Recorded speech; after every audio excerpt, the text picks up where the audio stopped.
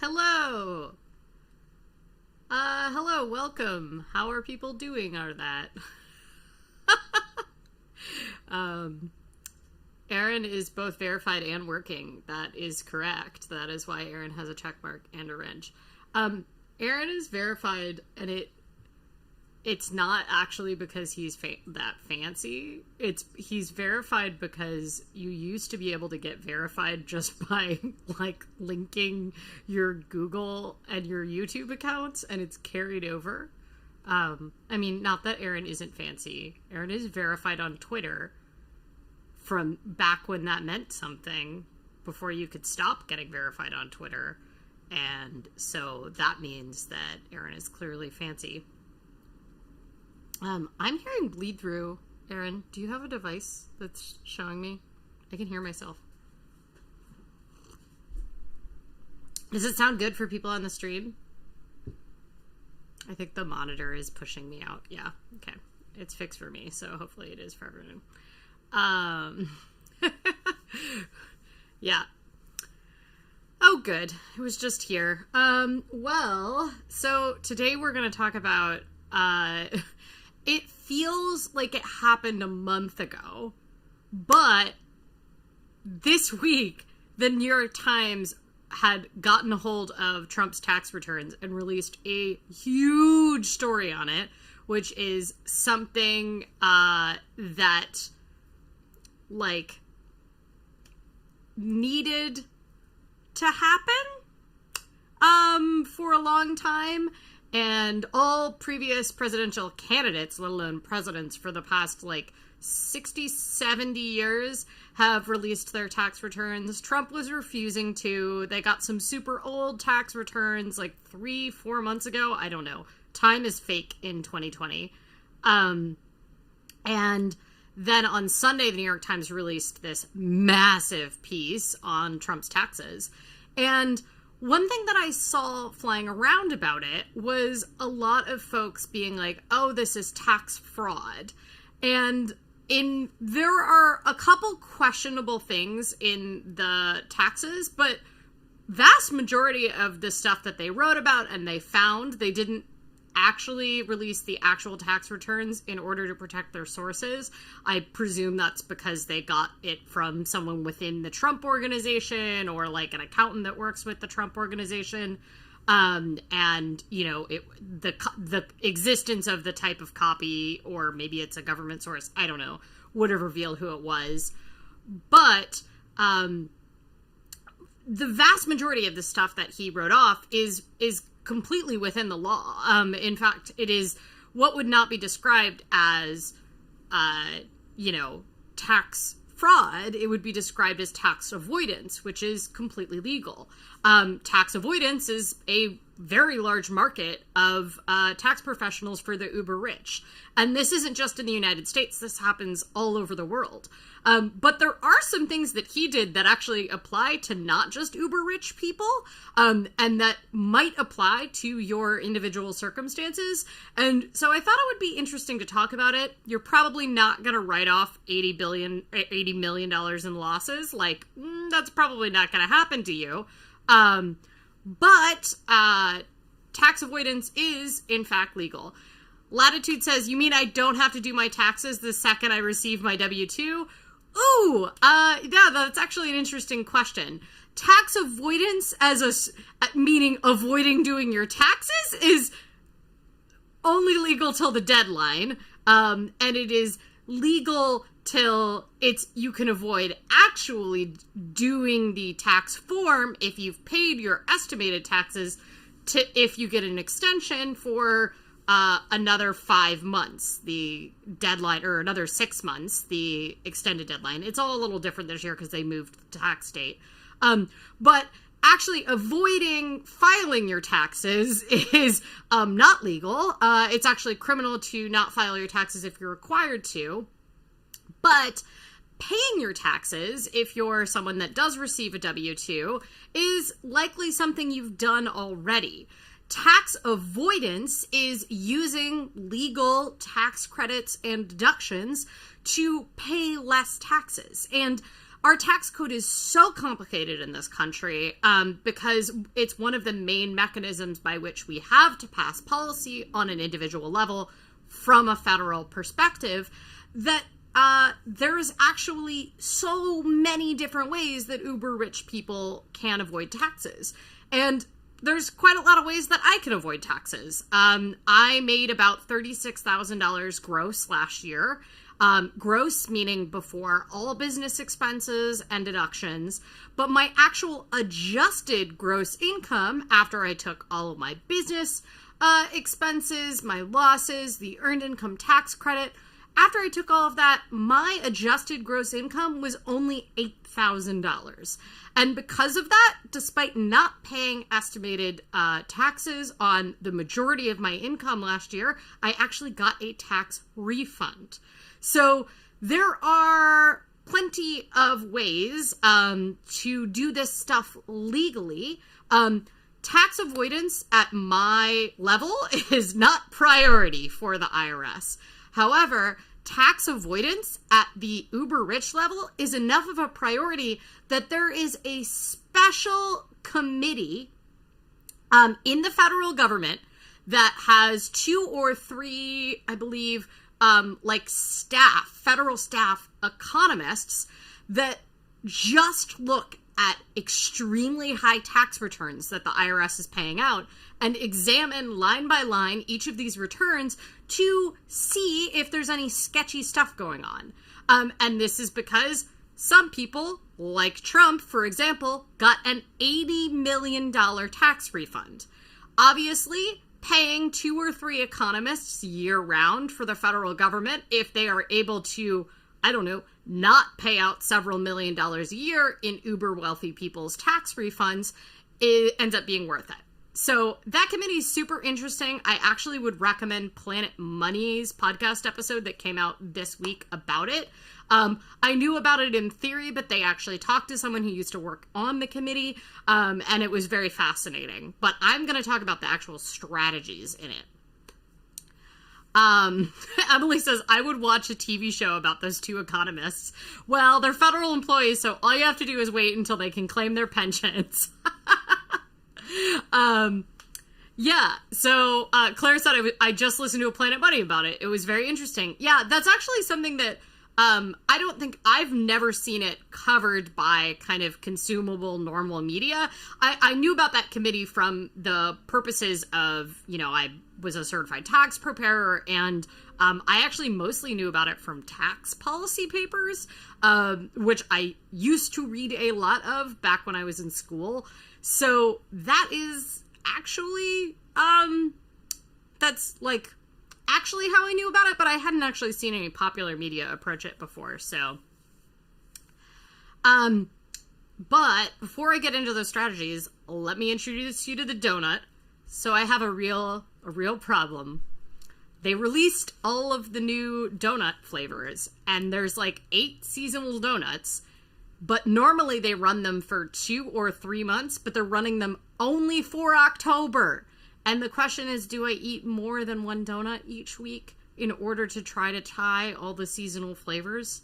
So let me know what you want to know, because I'm curious. Do you think I should eat 2 donuts every Saturday? All right, so this week's donut is pumpkin pie.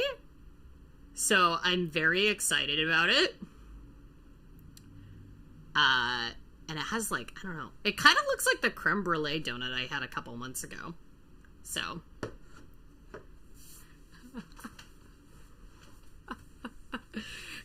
Buddy economists are in. I love it. Sounds like a great thing. I know, it's such a gorgeous donut. I'm very excited about that. October is before November, and November will be awful. Yeah, I will say, like, there's a possibility I can maybe do some extra live streams. I really don't know if I can eat 2 donuts on a live stream. I don't know if I can eat 2 donuts in the same day. But, there's a possibility.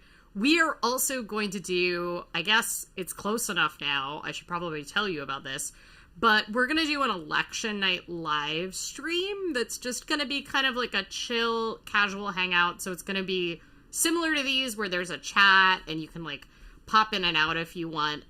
It's going to be less me talking the whole time. My goal is to make it something that you could tune into where I'll give you updates on races and stuff like that, maybe every half hour. And then we'll just have something chill on the screen, like working on a puzzle or something like that going on. But it'll mean that if you don't want to be constantly tuned into the TV on election night, then you can just tune into this stream. And I'll probably have some friends call or Skype in that are running campaigns, because I have a lot of friends in the political space, so I think we'll be able to get some, like, interesting guests or something. So that will be happening on election night. It's almost guaranteed we won't know who the president is on election night. I don't, unless someone dies. This stream gets shut off by YouTube the second I say that. I mean, regardless of what happens with anybody diagnosed with COVID-19 right now, we'll almost definitely not know who president is on election night simply because of the amount of paper and mail-in ballots and everything, so. Ooh, I like that, I like that so many people are doing internet blackouts and stuff. I like the idea of people doing whatever they need to do to take care of themselves on election night. I'm going to be probably mostly following a lot of, like, the Senate and the House races and stuff, but I've done election night on the radio before, and I thought, hey, I'm not a radio anchor anymore, but I could do, like, a chill live stream, so I thought it would be kind of fun. I still haven't figured out what it's going to be. Yeah, I'll probably put that live stream up relatively soon just so you can, like, RSVP and get a notification about it. I'm also on the West Coast, so that means that my inability to stay up late does actually benefit me on election night, because usually most of the races are pretty wrapped up or called before, like, midnight our time, so I'll probably shut down the stream relatively early compared to, like, how election nights are, because normally I'd wait to stay up to see who's president, but ain't gonna happen that night, so once we all feel, done with the live stream, we'll be done. I also have a really excellent outfit for the live stream, and I think that's probably the most important thing to know. I may even, like, change outfits several times. Oh, it's gonna be so much better than the 2016 election for me. And, like, I hope it's gonna be better for everyone else. The last presidential election, I was traveling for work and I was drinking wine in the San Francisco airport Holiday Inn Express. Yes, live stream does seem better. It's definitely going to be nice to not be at, like, an election night party where I have duties, but I had to make a job for myself because I do really poorly without structure in times, and I need a job. Like, I have trouble going to a party unless I have a job, and usually on election nights I'm doing something anyway. Yes, election night variety hour. That's what I'm gonna call it. Like, very chill election night live stream hour. I like variety hour. Maybe I'll tap dance or something. I would have to have tap dancing skills, but I do have a friend who tap dances. Maybe I should get her to join my variety show. I don't know why I associate variety shows with tap dancing. Oh yeah, we haven't done the map yet. If you put where you're at in the world in the chat, we can have the little map pop up. It's always very exciting to see. We do have bad news. The cat is very cute, which is good news. The downside is that we do not have the cat cam rigged today, so the only way to get her on screen is if I pick her up and put her in my lap, and we, like, move this camera, which is not gonna happen, so. Hello, lovely people. there's a lot of people here. This is what happens if we do it later in the live stream. We have more people here already. Thank you all for joining. Oh, taxes. Lovely, lovely taxes. I need to zoom in on the US. It looks very sad right now. Oh, I didn't even realize that was possible. Thank you, Coloradan. I think it's a Coloradan for your contribution to the middle of the map. Or it's someone that... No, it's not exact middle. I was going to say, or it's someone that just said US. Well, thank you all for joining today. Let's talk about these tax returns. There was so much news this week. I think it was a real... I've been getting really into news hyperinflation jokes, which is the idea that, like, hyperinflation is when a currency depreciates so much that it's really hard to... You need a lot of it, right? So, like, we saw hyperinflation in Germany during the Weimar Republic, which just means that the government has printed too much money for some reason. And hyperinflation is when you've got, like, just... like people wheeling wheelbarrows of money just to like go buy a coffee because the value of the currency depreciates so much. And I think I've talked in a previous stream where I talked about like where we're getting all this money for stimulus bills from, and I talked about like why that's not currently a risk for the US. But a thing that is hyperinflating is news. So there's just so much news right now that, you know, journalists are just wandering around with stories that would dominate the headlines for weeks. And they get, you know, nobody will buy them because there's just so much news right now.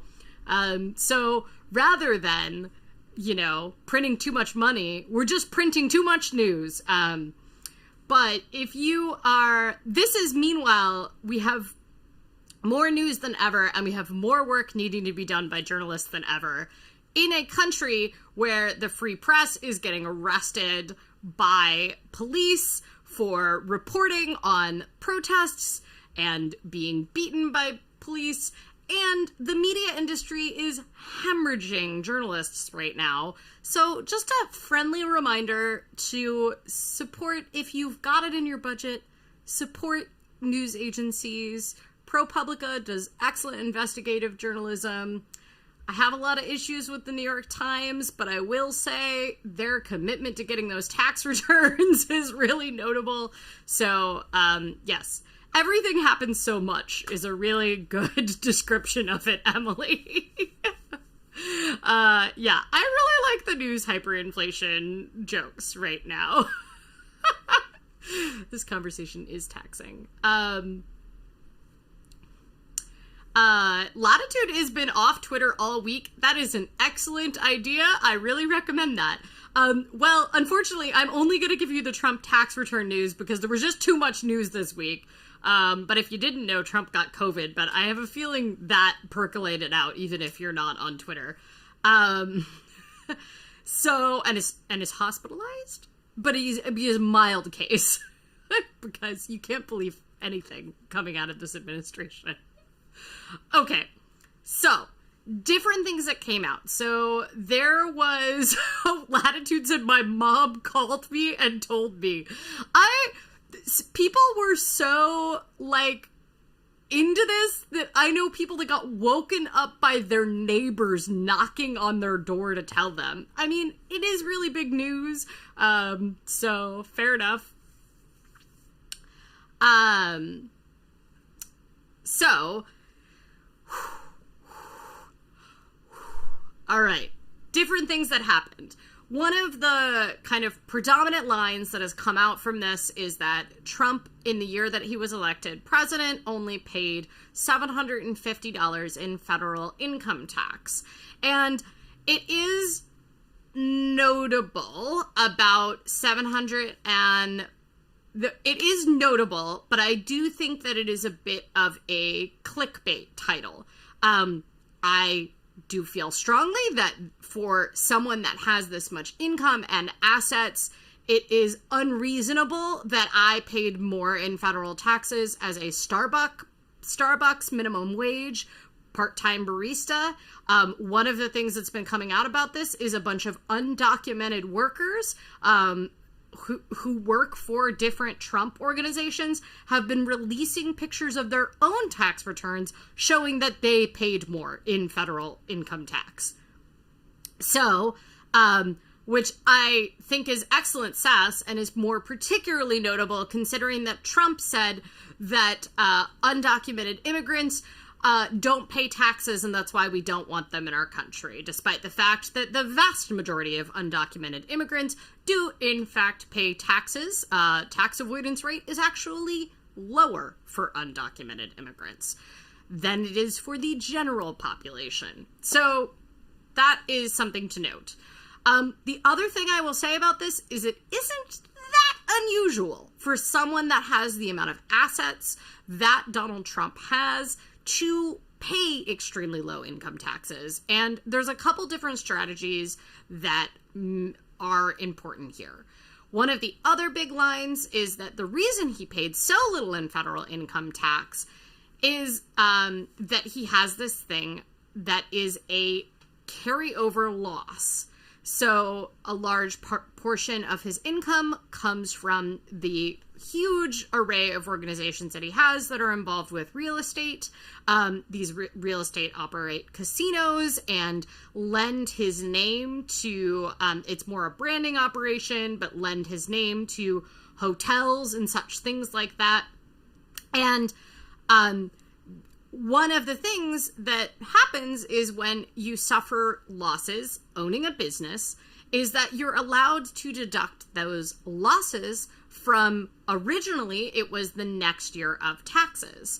And the idea generally being with the IRS is that you kind of want to make it more fair year over year for companies, right? The idea is like, okay, well, if they take a huge hit they take a huge hit 1 year and they, that is like a massive hit because, for example, the Trump organization lost a ton of money during the housing crisis because so much of the assets were in rental and office space rental and stuff like that. So, the idea is that you can carry it over. And initially when this was proposed, it was carrying it over by 1 year. But now you can carry it over for quite a long time. And the reason you can carry it over for so long is the idea, the theory behind being able to carry over losses is that a lot of larger businesses may carry losses for several years while they're getting established. So while they're getting established or they're doing new capital investments or something like that. So you build a new factory, you might be carrying a loss for several years before you actually turn a profit. And the idea is, that you can kind of carry that over. This is true for small businesses, the same it is true for large businesses. However, there is a point at which the IRS may audit you if you are carrying over losses for a bunch of years. So the IRS kind of has a general rule of thumb that says if you have some sort of side income, so I work a W-2 job now, but I also have income from my business, and the IRS says that whether or not it's your full-time job, it's irrelevant if you have a W-2 job.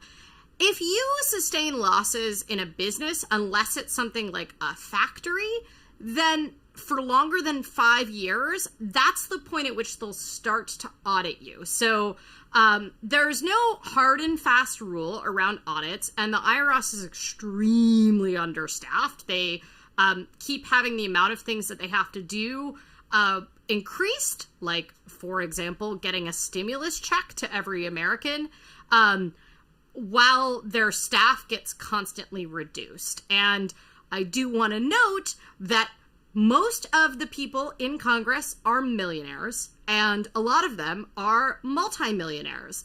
And guess who decides if the IRS gets their staff reduced And guess who is most likely to be audited? Well, high net worth and high asset individuals are the most likely to be audited.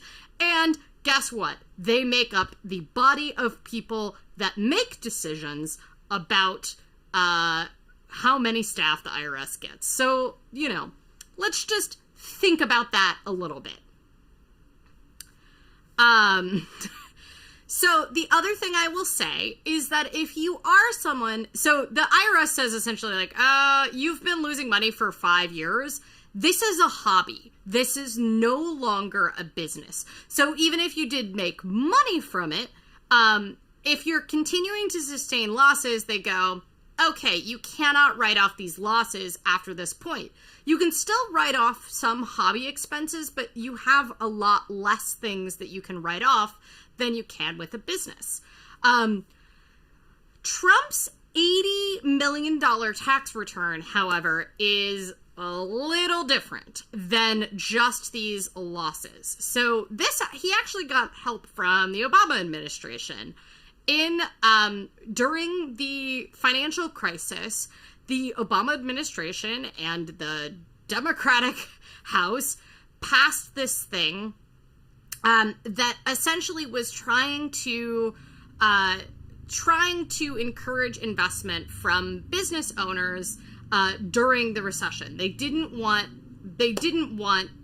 real estate to be something that businesses were not willing to invest in, right? So, like, they want big companies to invest in new factories and stimulate jobs.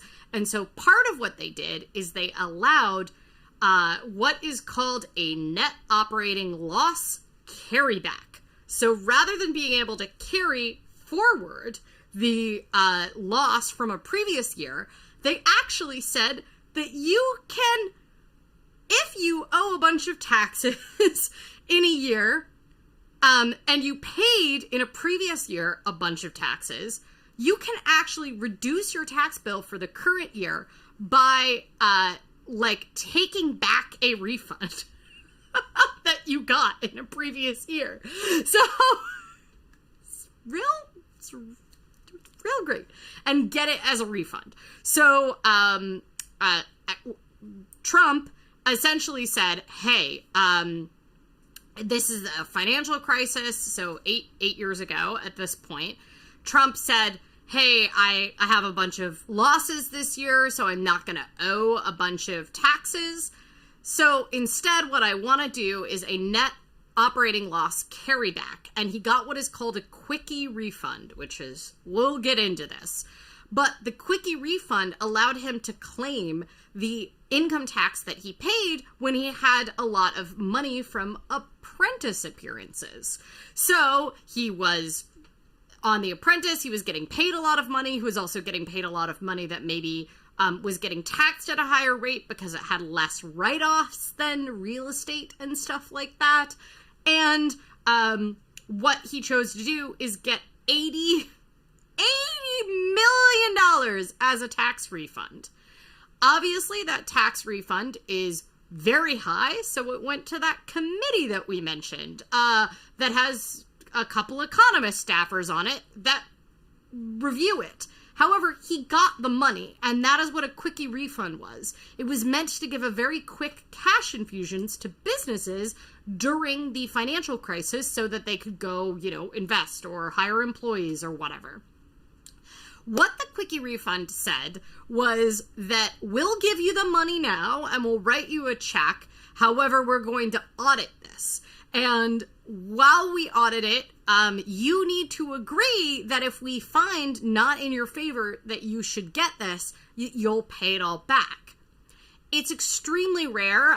Planet Money said that the staffer that they talked to said they had never heard of one of these audits from this committee taking more than a year. Trump's has been going on for 8 years. Why is that happening? I don't know. Is it because the IRS is understaffed? Is it because of conflict of interest? I really don't know what it is.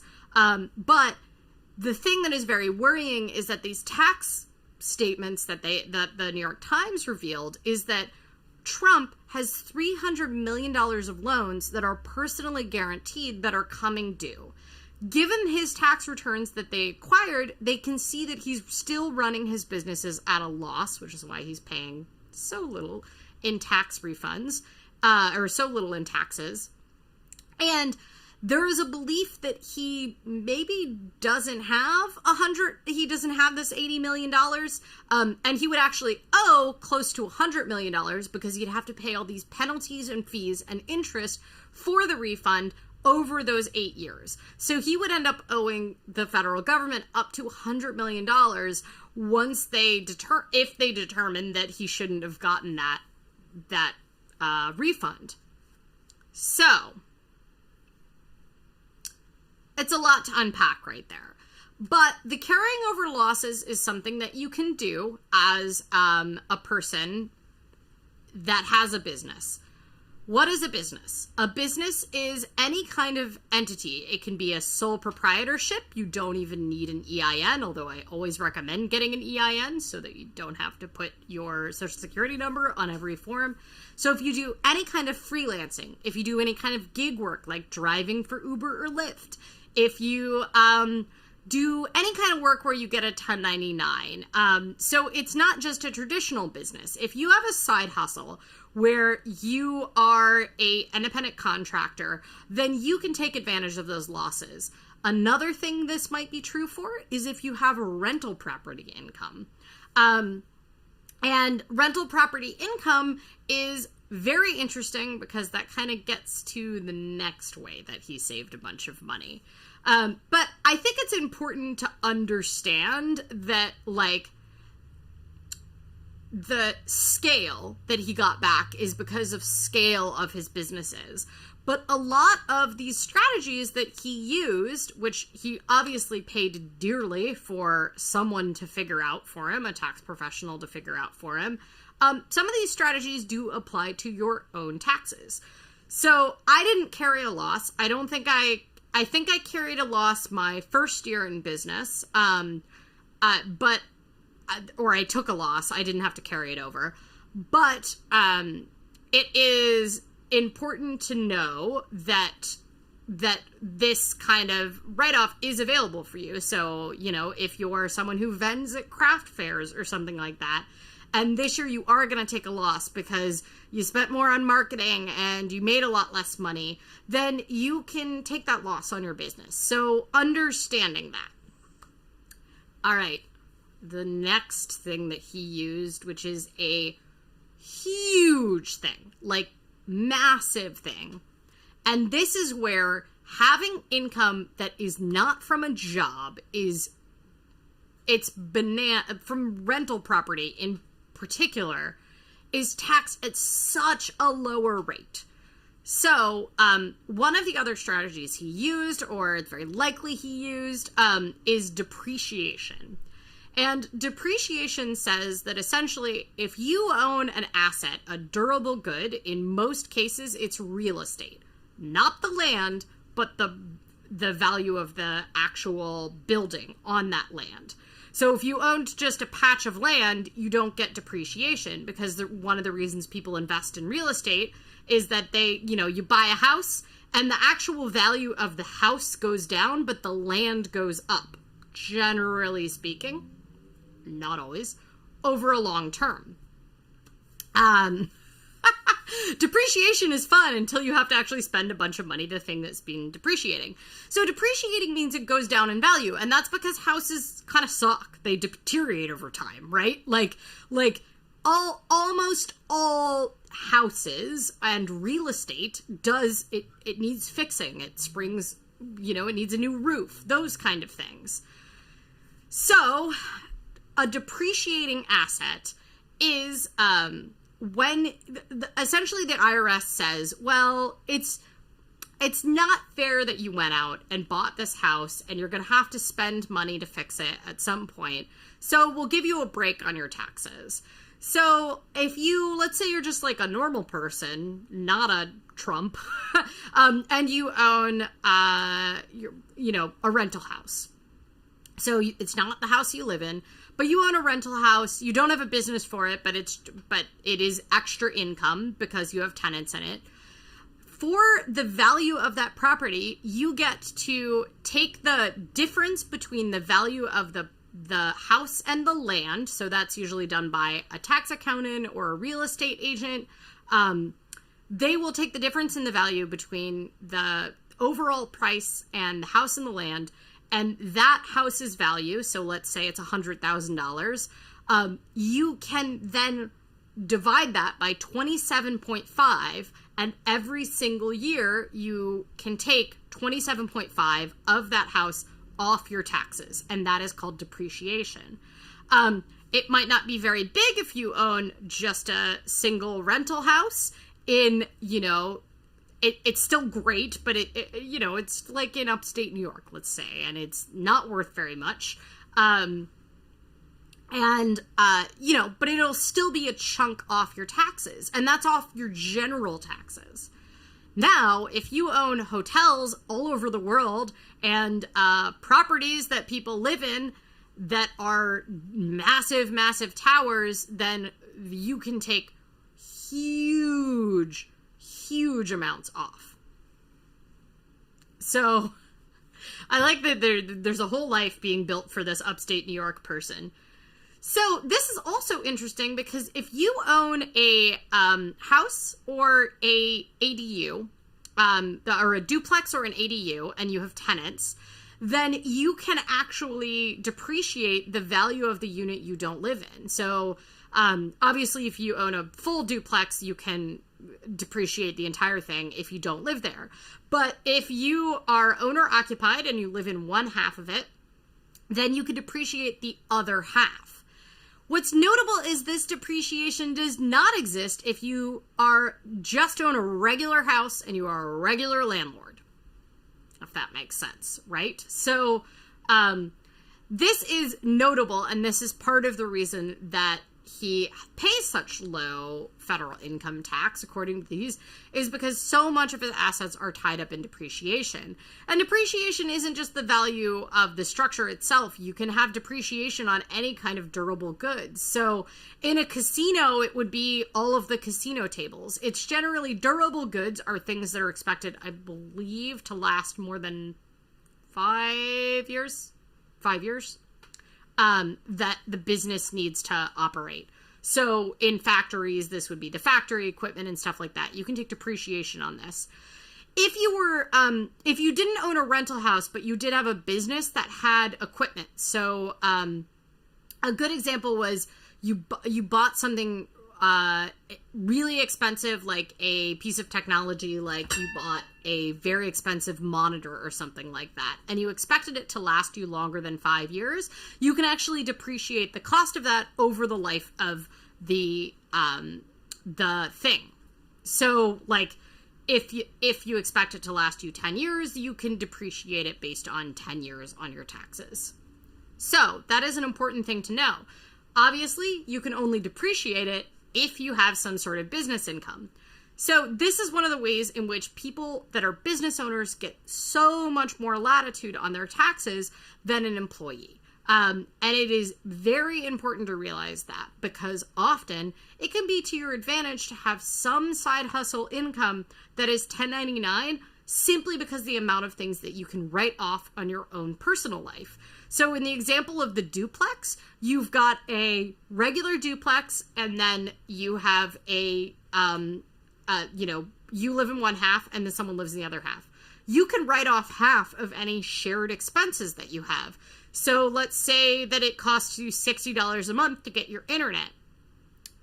You can write off $30 of that internet as a business expense, which is really great, right? Because presumably if you lived in a regular house that wasn't a duplex and you just lived there alone, your internet would still be $60. So this is one of those reasons why you get a lot of advantages from things like this. You can also, if you own a business, like I get to write off the cost of my laptops because I need my laptops for work. I get to write off a percentage of the internet in my own house. and this, I don't own this house, but I use, let's say, 20% of my internet for business work. So I am able to tax deduct 20% of my internet for business purposes. I'm also allowed to deduct a certain portion of the square footage of my house. So I exclusively use this room for business. I don't use it for anything else.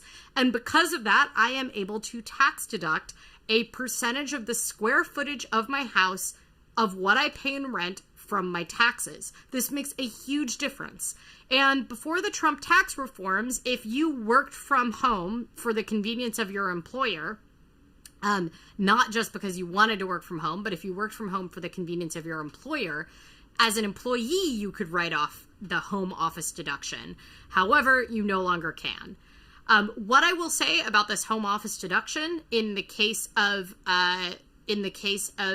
a business, like your business, is that it needs to be used exclusively for business. So you've seen before, I have giant boxes of merch and everything.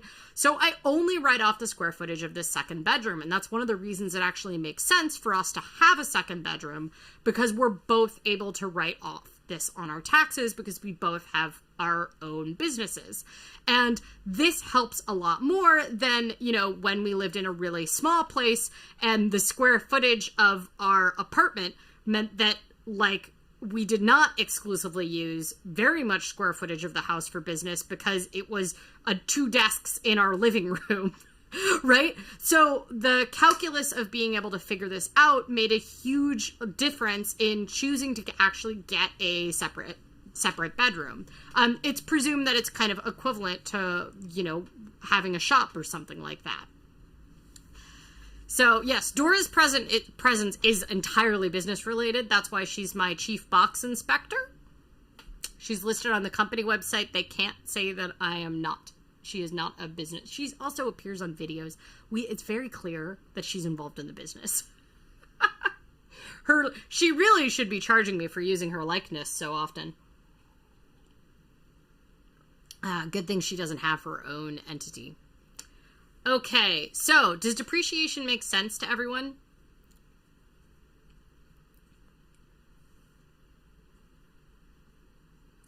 I don't know what's happening about chickens and tax fraud or whatever is going on in the comments. Okay, so then the next thing that he utilized, which is another reason to have a side business,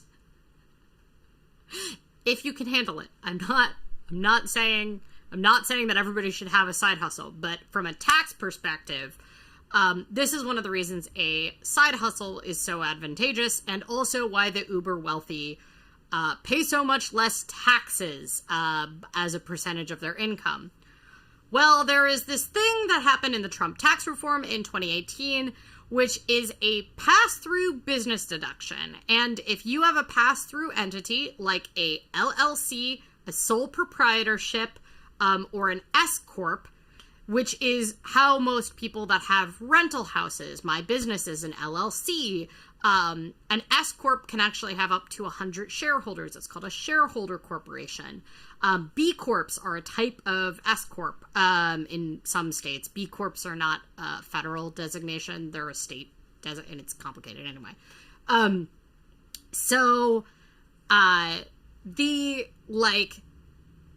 the thing that they did is they said if you have any pass-through income from one of these entities, you get to take a 20% just deduction on all of your business expenses, which is weird, super weird, was very helpful for me. So I got to reduce my taxes by 20%, and that actually represented a 7.6% reduction in my taxes. So that is a huge thing. And remember, really rich people get most of their income generally from pass-through entities. That being said, if you have any side hustle, you do have a pass-through entity. You have a sole proprietorship, an LLC, something like that. As long as your side hustle is not a regular W-2 job. So that's one of the really big things that he took. He had this pass-through entity, he had the net operating loss carryback, he had depreciation. Oh, so one of the other things that was a huge meme in the communities, that the tax preparer communities, because I'm in those, was the $70,000 that he deducted for hairstyling. And this is a case where the IRS really probably shouldn't have deducted that. So generally, you are not supposed to tax deduct anything that could be personal. So they're pretty strict these days about, like, you know, it used to be if that you were an exotic dancer, for example, as someone who used to do a zine about taxes for exotic dancers. If you were an exotic dancer, you could argue that the need to, because you are a business, if you're an exotic dancer, vast majority of them are 1099s, you could make the argument that getting waxed or hairstyling, and even for some people, tanning and gym memberships, fell into the category of business necessities for you, and you could deduct those as business expenses. However, they really have cracked down on those, and essentially there's the belief that you as a business and you as a person, it needs to be very clear that it is a business expense. So if it carries over into the rest of your life, you can't deduct it. So a great example is actually that I can tax deduct costumes that I wear for business purposes, but this outfit, even though I am wearing it on a business activity for me, would not be tax deductible. This is actually one of the places where I think broadcast reporters and people on TV that are required to have, you know, a pretty, like, regular wardrobe, that is a personal expense for them. If they are an employee, sometimes their employer will give them a clothing allowance, which, depending on how it's done, may or may not be taxable. But that's actually one of the reasons I dressed up as Bowie so often to teach personal finance, is those Bowie costumes are tax write-offable for me. The IRS's distinction is essentially that it needs to be something that you couldn't just wear around. So if it has the uniform, like if it's a uniform with the logo of your business on, totally can tax deduct it as a business expense. However, great example, I used to work in a high-end fitness gym. There is a certain expectation that those instructors will have Lululemon and, you know, really nice workout gear. They have to look a certain way for their job. And they do get pro deals on those things. So they, you know, pay usually half as much if they work in the fitness industry for those things. However, they cannot deduct that, despite the fact that most are independent contractors, meaning they run a business under the IRS. They can't do that because they could wear those high-end workout gear on the street. Does that make sense? So what about influencers? So influencers is a perfect example. They actually cannot write off the cost of those pieces of clothing, even if they are a style blogger or something like that. The only way that they can write them off is if they are selling them. And they can't be selling them as used clothing. So, for example, I sell merch. That I can write off as cost of goods sold. However, if I am, like, just acquiring cute dresses, wearing them once, and never... and taking photos of it or whatever, even if I make money off those photos, those are not considered to be tax write-offable.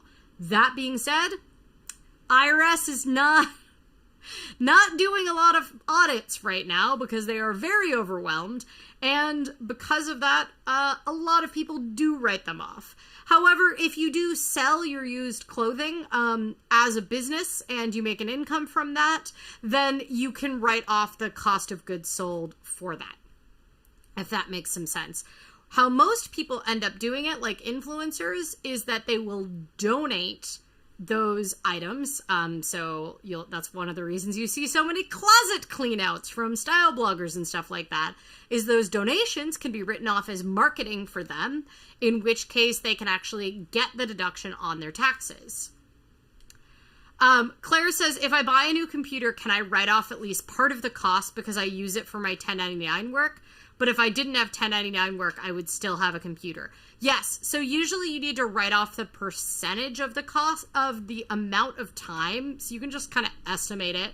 Say, like, you have this computer and you use it 50% for, you know, watching Netflix or whatever, and 50% for work, and you spent $1,000 on the computer, you could write off $500 of it.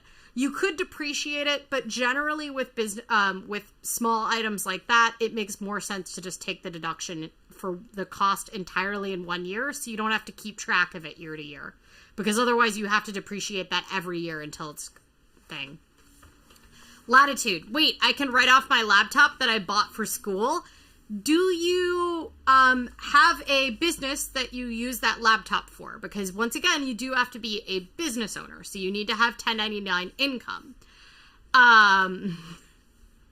So Claire says I use it 50% for wasting time on Oh My Dollar, 30% for wasting time on YouTube, and 20% for writing. So if it's a $1,000 laptop, you can write off $200 of it on your taxes. I would also say they aren't auditing how you spend your time at the IRS. So this is one of those areas where you can make your best guess, and you want to be a little generous about what use goes for work. So that's what I would say.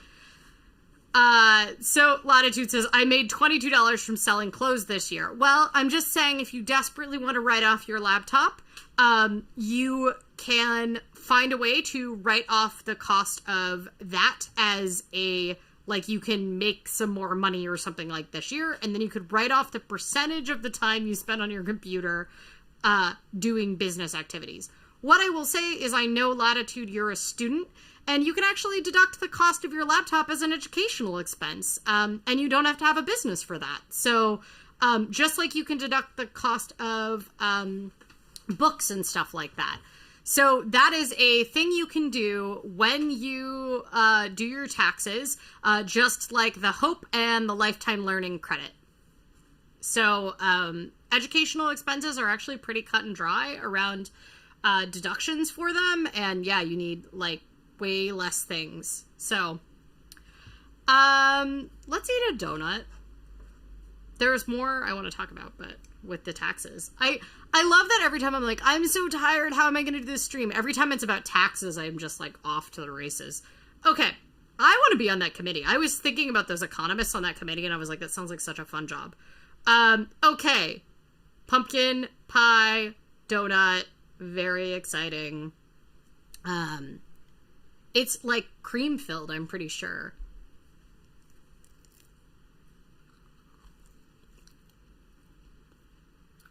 Oh yeah, it has cream on the bottom, like through the hole.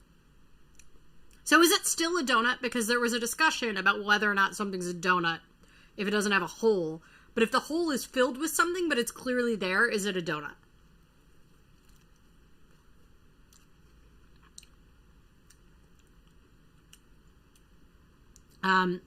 It tastes like pumpkin pie in the middle.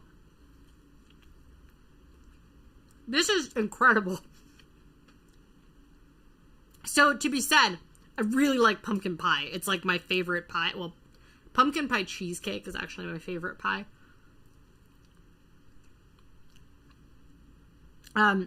This is so good. I haven't really gotten to the crispy part yet.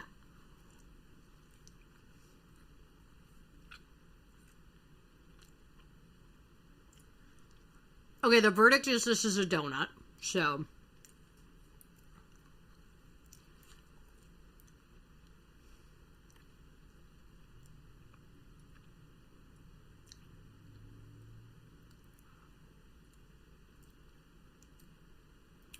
oh, Claire says, according to Rescue Time, I spent 46% of my time productively this year. Guess what? On my rescue time, Oh My Dollar forums are counted as work for me because they are. YouTube is hard, though, because when I am doing stuff for YouTube that is work, it takes a bunch of time sometimes to, like, set stuff up and do descriptions and stuff. But I don't want to count all my time on YouTube because I waste a lot of time on YouTube.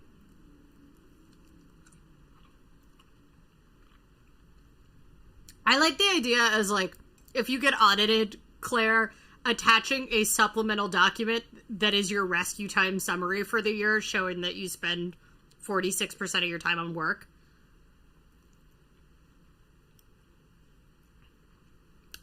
Wow, there's a lot.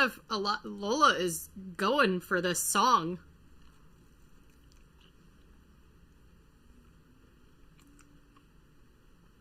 Don't get this stream shut off for talking about Trump having COVID.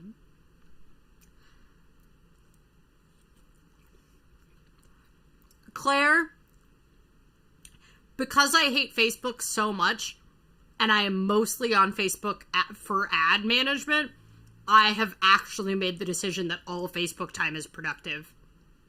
The thing that is frustrating to me is that sometimes it's productive, but I am distracted because Facebook is freaking distracting. But what I will say about Facebook Ad Manager is that Facebook Ad Manager, you can do ads.facebook.com, and you can mark that subdomain as productive in rescue time. Here, come for the donuts, stay for the rescue time tips.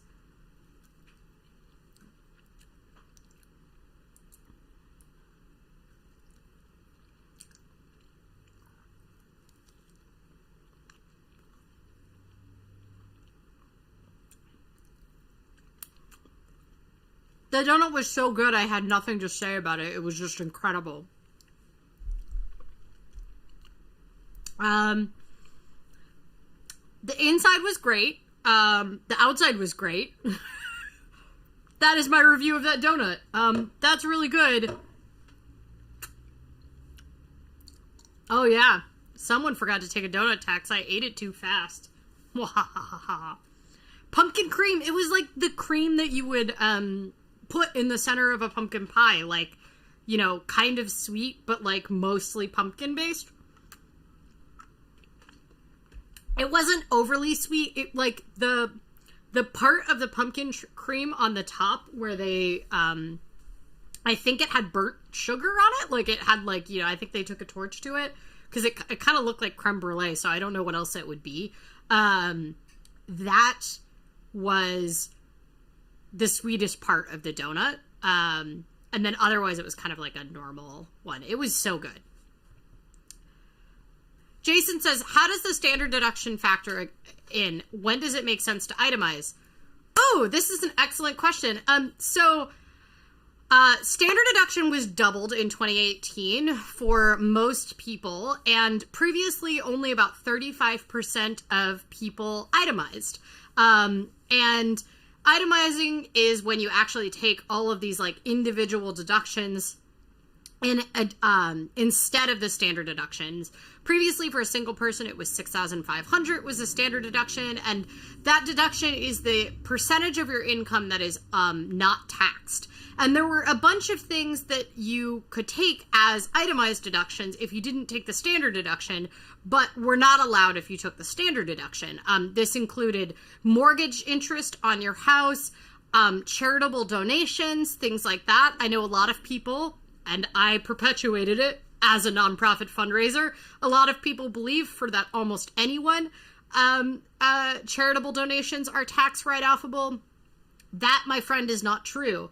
They are only tax write-offable if you itemize your deductions. The standard deduction is now $12,500 a year, so they doubled the standard deduction.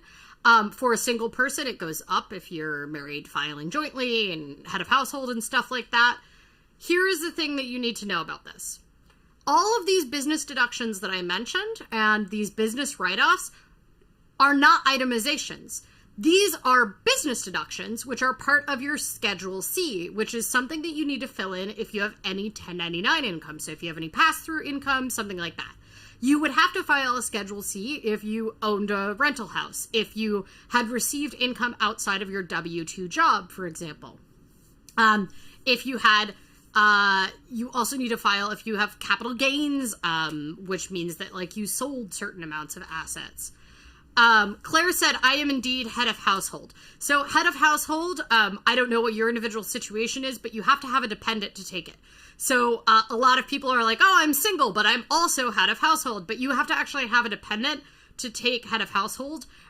So you only get to take the single deduction or the married deduction unless your, for example, your spouse is filing as your dependent or you have kids. Or, you know, someone that otherwise qualifies as your dependent. So you can't be head of household unless you have that. Which is just a thing to know because it's confusing and you have to like look into it. So here's the thing. The standard deduction does not in any way affect these business things. This is why I am saying it is so advantageous to have 1099 income, because you don't have any of these,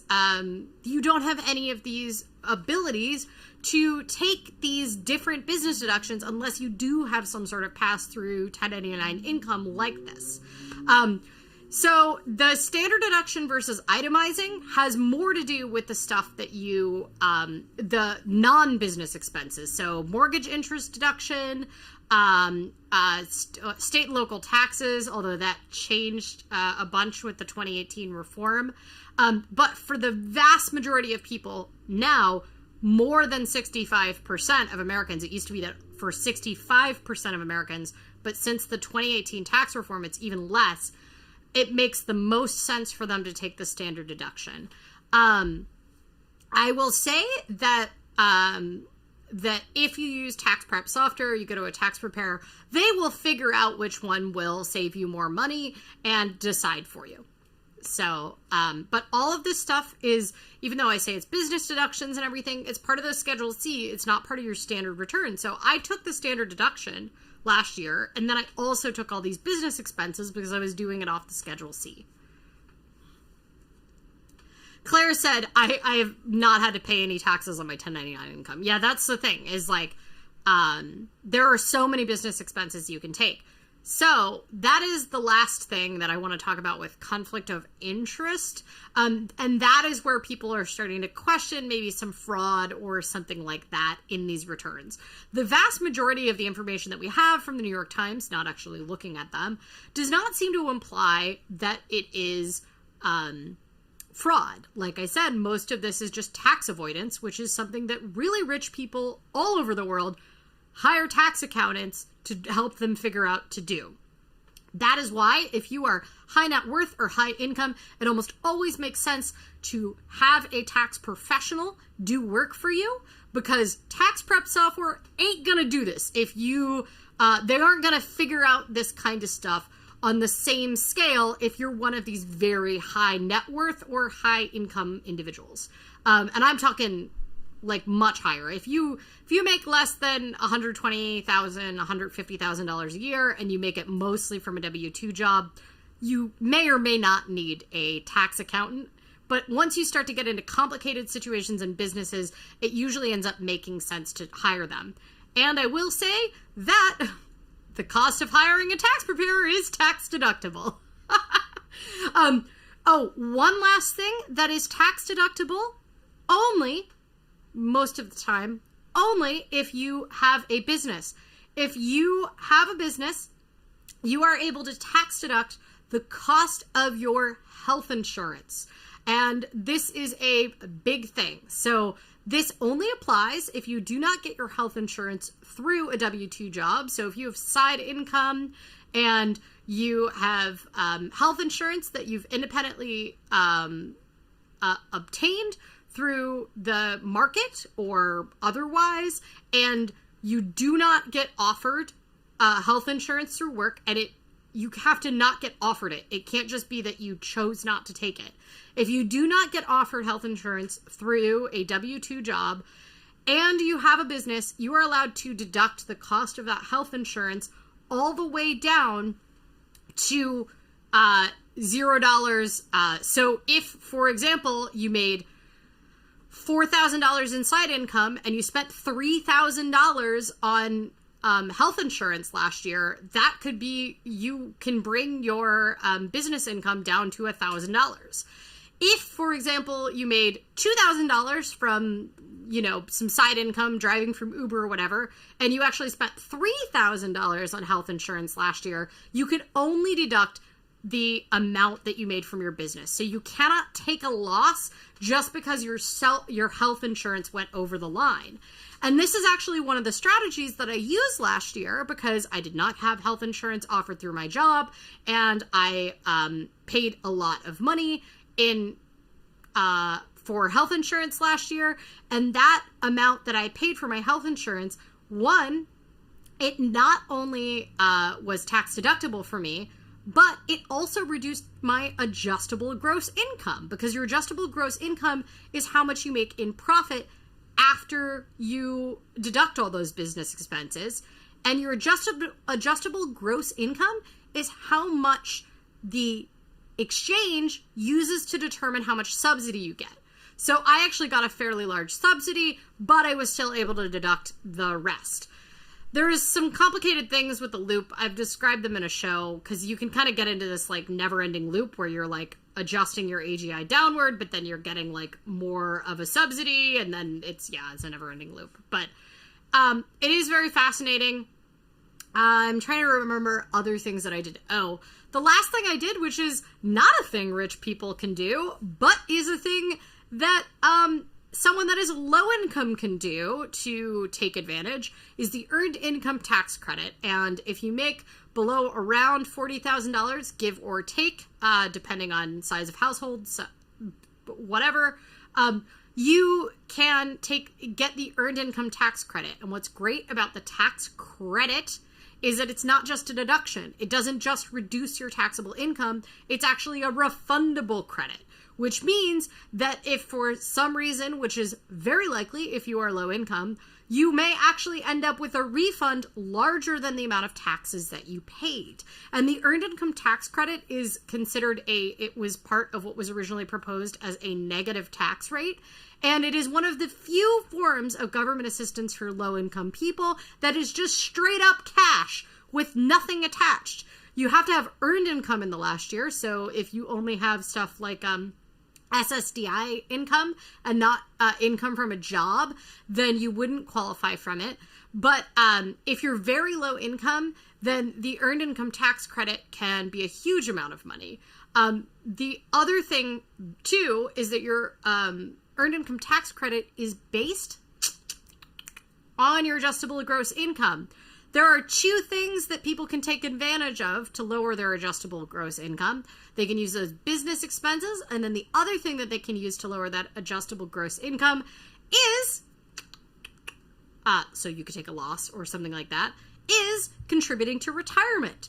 So I actually was able to, I think I maxed out my traditional IRA, and since that is a pre-tax deduction, that lowered my adjustable gross income, and that is why part of the reason, along with business expenses and that health insurance expenses, that my adjustable gross income was below $8,000 last year.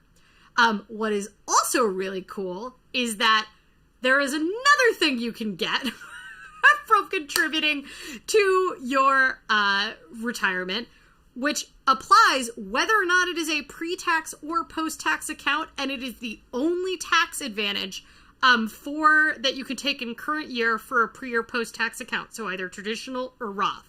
It is this thing called a saver's credit. I've talked about it in so many episodes. The one I usually send people to is the government will pay you to save for retirement. Saver's credit is for low-income people, around $40,000, depending on size of household. If you're, it changes based on that. But they will actually give you back what you put into retirement, up to 50% of what you put in retirement, down to 10% if you're at the high income level of that $40,000. They will give that back to you as a credit. It is not a refundable credit, but it is a credit on your taxes. And that is really awesome.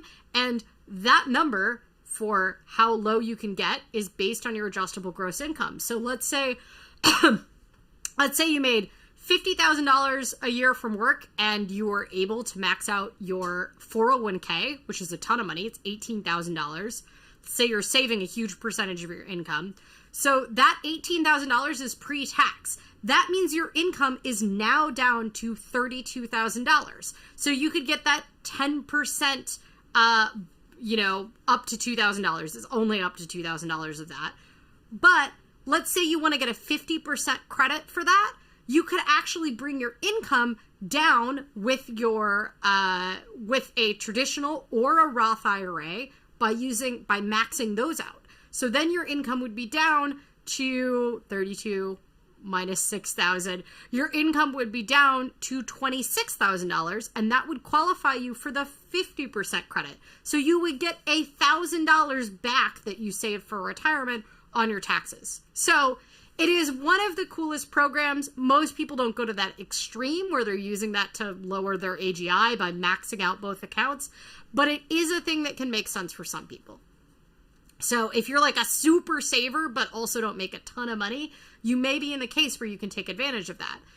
It also works for people that want to get the saver's credit that are above the line. So let's say you make $60,000, but you maxed out your IRA and your retirement account. Now you'd be able to get a portion of what you put in back because you'd get $200 back. It'd be a 10% credit because your AGI is now below that line. Cool facts, right? So now I've told you all the ways to save money on your taxes, like Trump. Oh, I didn't mention the conflict of interest. So one of the other things you can deduct is consulting. And it's also the cost of employees, right? So any money you pay to employees is deductible on your taxes. So if you owned a rental apartment, then, it would be like you hired a plumber or something like that, and you got a contractor, or maybe you even have a property manager. That would be deductible. So they wouldn't, the amount that you spent on that would be a business cost. So your profit doesn't count until after that. If for my business, for example, I pay illustrators, I pay editors, and all of the money that I pay them is deducted from my total gross income. And so I'm paying taxes on less. The conflict of interest thing comes down to the fact that Trump is paying members of his family for consulting, and that starts to get into kind of murky area. So he paid his daughter $750,000 one year for consulting. And there are ways in which this could be considered a corporate conflict of interest, particularly because she appears to have been paid as a consultant by some pass-through companies that she also was a partial owner on. And that's one of those like situations where that actually could be a conflict of interest. And it's not necessarily tax fraud for Trump. There's no rule that says you can't hire family in your own business, but it would be tax fraud potentially for the company. And that it could be conflict of interest. So it could be against the corporate statement or something like that. So I'm sure Ivanka was selected simply for her skills. Yes, agreed, right? That pumpkin pie donut, all you should take away from this is that pumpkin pie donut was great. I'm so pleased with it. Claire has 2 dependents, so you are head of household. Good to know. All right. I think that was a lot. That we're over an hour. I was like, once again, I started this and was like, will I make it through an hour? I'm so tired. And then I started talking about taxes and I'm so excited about it. But I appreciate everybody joining me today, and I hope you learned some things about Trump's taxes. The New York Times article is like kind of the source on they're the ones who got a hold of his tax returns, but they didn't necessarily get into the ways that you can do this yourself. So some of it you might not be able to. I think the real lesson, other than the fact that pumpkin pie donut was delicious, is that you 100% should have a business if you want to avoid taxes. I didn't even get to talk about capital loss, like capital gains and capital loss deduction, which is something that you may be able to do. It's automatically done, tax loss harvesting by, I believe, Betterment. And that could be one of those things where if you are someone who does have a lot of shares, like buy and sell shares because you get things in the market outside of your 401k, then that is actually an advantage you can take of. The wealthy, the really wealthy, do a much higher level of it. But anyway, maybe we'll talk about that on a different show. Thank you all for joining me. Before we go, tell me what you are doing with what you're doing with your week. What are you excited about? Maybe this week will be less chaotic than last week. I don't know why I think that. It's just gonna escalate. 2020 is like, there's just no end to it. The Oh My Dollar Forums has Budgetober going on right now, so it's not too late to join if you want to join and work on some kind of budget. It could be, some people are doing time budgets, but it can be something that you can use to like evaluate a single category, or you could be very strict and try to stick to a budget. You get Halloween themed badges, and you'll get a sticker if you do all 4 weeks of it, but it's not too late to join, so check it out on the forums if you are not part of it. Is anybody excited about anything this week, or are we all we're just you? Flu shot. Oh my god, so many adult things. Ooh. Having time to do Budgetober, that's very exciting. And no more Twitter. Are you permanently off Twitter, Latitude? Are you like off Twitter till the election or something? I am also excited about these pom-pom earrings, and let me tell you who is as well. My cat. Because they look like her favorite toys. She's really cute right now. I want to pick her up and bring her over, but she's so cute. I can't disturb her. There's a line of toe beans. Ooh, Claire's gonna get some vegan donuts and go pumpkin picking. Maybe you can get some pumpkin pie donuts. I kind of want to go pumpkin picking, which is not a normal desire I have, but I realized it's like an activity that's like extremely COVID safe relative to like any other activity. And I was like, kind of want to go do that. Could ride my bike out to Savi Island. No work. That's very exciting. Lots of people. Emily is going to eat funfetti icing on a single serving cake. That is excellent. All right. Well, thank you all for joining. It was a delight to have you here. Thank you for taking some time on your Saturday night, and I hope you all have lovely evenings, and please stay hydrated this week. Try to consume your news in a sustainable pace for yourself, and wear a mask when you go out. And if you have a cat available, give the cat some pets. But please take care of yourself. I think the news is only going to get more intense this week, so it's not important that you check it all the time. And yes, I am mostly telling myself that. All right. Stay safe. I'll see you all soon. Bye.